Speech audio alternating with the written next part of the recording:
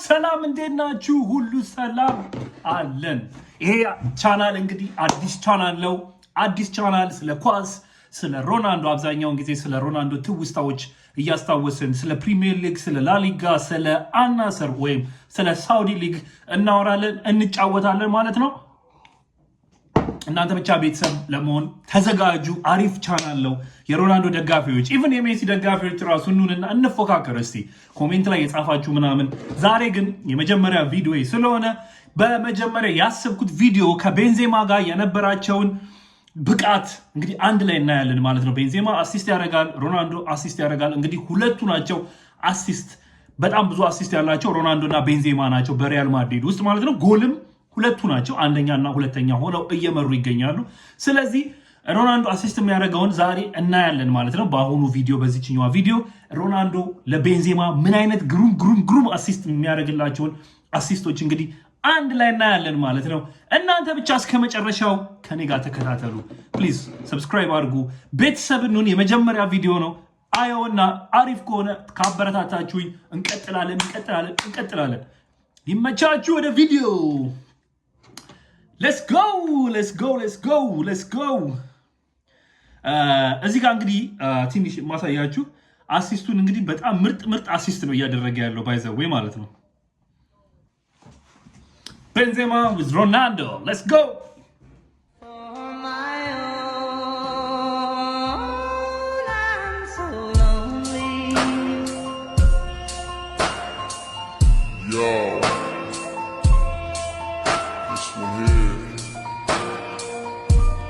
Out to all my players out there, man. You know, they got that one good girl, dog. ጎሎቹ ራሱ እያያችሁ ነው አይደል? Took all the bullshit. And then one day she can't take it no more and decided to leave. Yeah, I woke up in the middle of the night and I noticed my girl wasn't by my side. Could've sworn I was dreaming, for her I was fiending, so I had to take a little ride. Backtracking on these few years, trying to figure out what I do to make it go back. Cause ever since my girl left me, my whole life came crashing and I'm so lonely.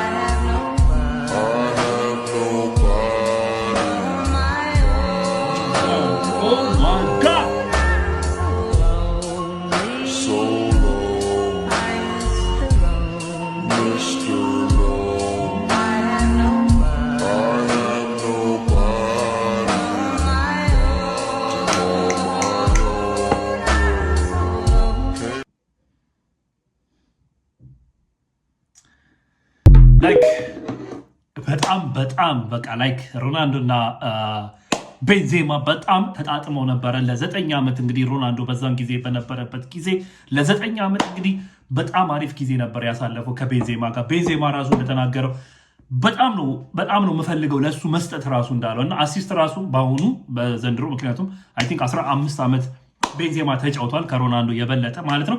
አሲስት በልጦታል፣ ጎል ግን አልደረሰበትም። ግን አሲስቶቹን እንዳሳየዋችሁ ነው እንግዲህ በጣም ምርጥ አሲስት ነው ቤንዜማ የሚያደርግለት። ኢቨን የሮናልዶን አይታችሁት ከሆነ ከርቡ ምናምን ላይክ በጣም ያበደ አሲስት ነው። እና ጀስት ለማስታወስ ያለው ሮናልዶ እና ቤንዜማ የነበራቸው ጥምረት በጣም ያበደ ነበረ።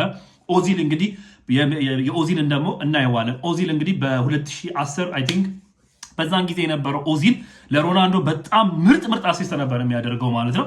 ግን የዛሬው ቪዲዮ ከቤንዜማ ጋር ከሮናልዶ ጋር የነበረውን ላሳያችሁ በሚለው ነው። ትውስታ እንዴት አይነት ጨዋታ እንደነበራቸው ምን አይነት ምርጥ አሲስት እንደነበራቸው ላሳያችሁ ነበረ።